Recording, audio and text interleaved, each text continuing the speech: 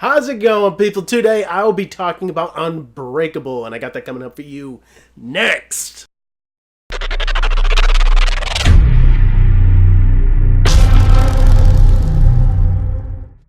So, Glass is coming out this Friday. I already have my tickets and I'll be reviewing it for you guys, but I still have to talk about the movies that leading up to that movie. I figured I would talk about all of them just because that is really the first big movie of this year, and it is only January, folks. So this is going to be a pretty big year. And getting into Unbreakable, this movie stars Bruce Willis, Robin Wright, and Sam Jackson, and it was directed by M. Night Shyamalan. This movie, if you guys didn't know, is the follow-up to The Sixth Sense for M. Night Shyamalan, and this was a big one. A lot of people said that he was absolutely brilliantly just like the biggest director, the next Hitchcock, and he had a lot to live up to for his second film just because of The Sixth Sense. That was a huge movie.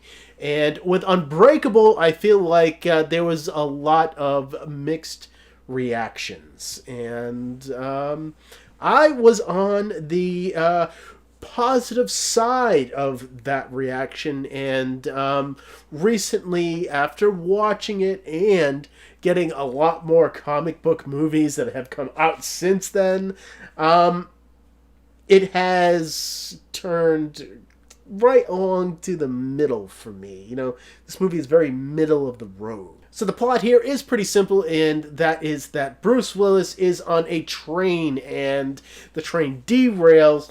Everybody dies with the exception of him, and he does not have a broken bone on his body. Everybody is wondering about this and how it could happen.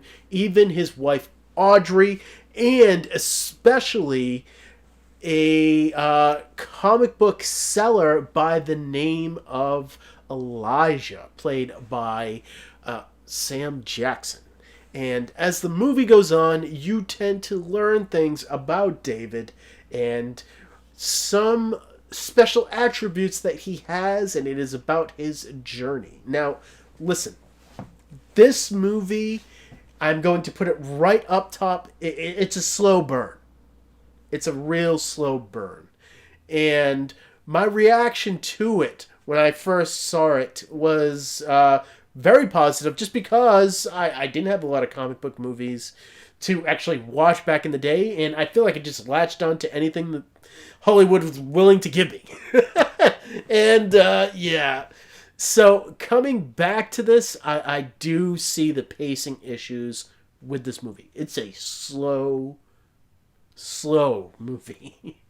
But it is actually a good movie with some very good character moments, and with a plot that's very grounded in reality, with all of these supernatural elements that is going on with David. Now, Bruce Willis is known to be a guy that just kind of skates past his career. You know, he doesn't try that hard today. And but in this movie, I actually feel like he gives a great understated performance, probably his most understated performance, and I feel like that's a good thing. You know, he is like more or less a timid guy. He's going through a lot. His relationship with Audrey, played by Robin Wright, isn't going that well. He has a son, and he's just trying to make his family work out. And with all of that is going on, he now has to deal with this issue that everybody keeps on bumping up against him with, where he survived this train derailing without a bruise, without a scratch. How the hell can that be? How can that happen? And then he has this guy, Elijah, telling him that he is a superhero. Now, Elijah, Sam Jackson in this movie, he comes across as insane from beat one. And there is no way that anybody could take what he is saying seriously, even though he seems like he is taking it to the max. And that is also just the scenes between Bruce Willis and Sam Jackson in this movie are just awesome.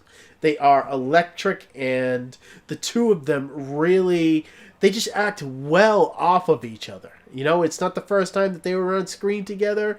They have been together in two other films, Pulp Fiction and Die Hard with a Vengeance, and they just have a rapport with each other. With that being said, I can't ignore the fact that this movie drags. This movie, it just has serious pacing problems. And for a movie that is only a little over an hour and a half long, that's a problem. And I feel like they should be establishing things in this film sooner than they do. When they finally kick into gear, I truly love that scene, but I will say it is just a scene. And that is it.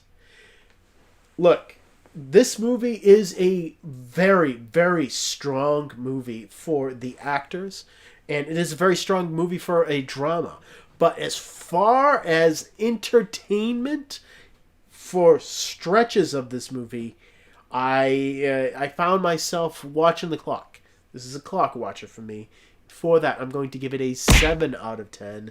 This is still a good movie. It just has its issues with pacing. And so next, I am surely going to talk about a movie that doesn't have problems with pacing, because I'm going to be talking about Split. So if you are excited about that, make sure you subscribe so I can tell you when that video comes out, man. And as always, thank you for watching my videos. You guys are awesome. I don't even need to say it because you know it, and I will see all of you next time.